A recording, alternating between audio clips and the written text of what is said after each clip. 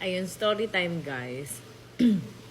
Kanina kasi, di ba nag-post ako nung bumili nga kami nung Can-Am Spider Limited Edition, top of the line, Kinemerlut.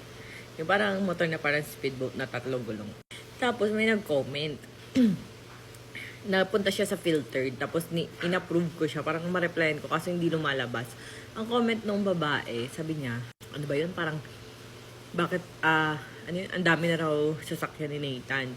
Puro daw asawa ko daw ang parang maraming gamit, samantalang daw yung anak ko daw wala. FYI lang. Alam niyo, hindi kami bumibili ng something na hindi namin fully paid. So, cash lahat yan, guys.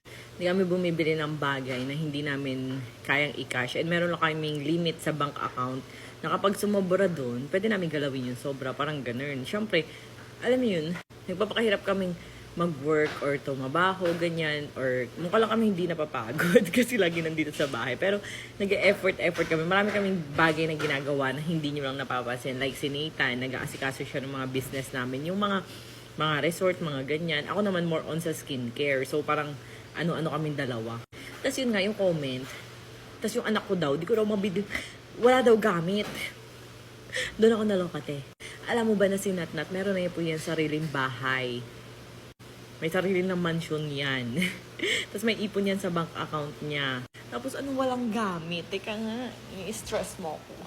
Oh, laruan pa lang ni Charmaine, ganyan na karami. Hindi na nga magamit yung iba. Ayan, mga tambak dyan. Marami pa sa bodega. Oh, ayan. Punta naman tayo dito sa kwarto. Ayan, cabinet ni Charmaine yan, ang anak ko. Ayan. O, tingnan nyo nga, ganyan ba walang gamit? Di na magkasya. Dami pa sa bodega. Ayan, oh.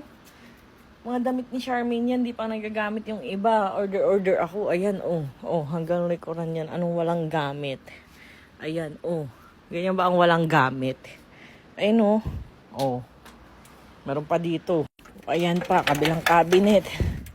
Ayan, oh. Ganyan ba ang walang gamit, guys? Naloka ako. Tingnan mo nga, oh, mga gamit niya ni Natnat ko. Ayan, oh. Oh, diba? Oh. Tingnan mo, ang dami niyan parang gown. Oh. Oh, 'di ba? Nakita niyo na ba na ginamit niya 'yan? Yung mga 'yan. Nakita niyo ba? Kasi napakasimple lang din ng anak ko mana kay mami. Ayan. Oh, ito. Nakita niyo ba na ginagamit niya yung mga damit niyang 'yan? Ito, oh. Ito ginamit niya ata once. Oh, ito. 'Di ba? Dami-dami niyang gamit. Ayan, Diyos ko po, oh. Ganyan ba walang gamit? Ayan, yung mga gamit niya, marami pa dyan sa cabinet. Tapos, marami pa dun sa bodega, dun sa kabilang bahay namin. Dami niyang ano. Ayan si Charmaine, o nandun. Saan na yun? Andiyan, nanonood ng TV. Diba? Nakakaloka. Ayan, nakakaloka lang. Yung sasabihin na wala daw gamit yung anak ko. Ikaw ba, te? Tanong ko, may gamit ba yung anak mo? Daming gamit yung anak ko. Tsaka, plakado na yung future niyan. Talagang, yung sabi ko sa iyo, hindi kami mag-asawa para magluho nang yung anak ko, walang magandang future. Nako te, plakado na yan, sinasabi ko sa iyo. Kaya kami nagpapakahirap para sa anak ko, ganun. Kung sa dami lang ng gamit, napakaraming gamit niya ni Natnat. Di ko lang na-flex or hindi ko lang napapagamit lahat. Like yung mga toys, ganyan. Tapos may bahay-bahayan pa yan, may playground pa yan sa garden. Ayan, super dami. So, ayan. Magla-live na lang muna ako. Ayan, mag-check out ka na nito. Rosmark, Kagaya ko Premium Sunscreen Gel Cream. SPF 50, tested PA+++, may tubig.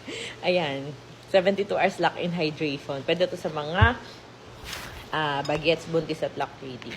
Ayan, tingnan mo naman yung consistency niya. Super ganda talaga sa face. And hindi siya nag-iiwan ng white cast. And super easy to blend. Diba? Ayan. Kaya check out na. FDA approved. Pwede sa mga bagets, buntis at lactating. Hindi kayo. Ayan, $249 lang to guys.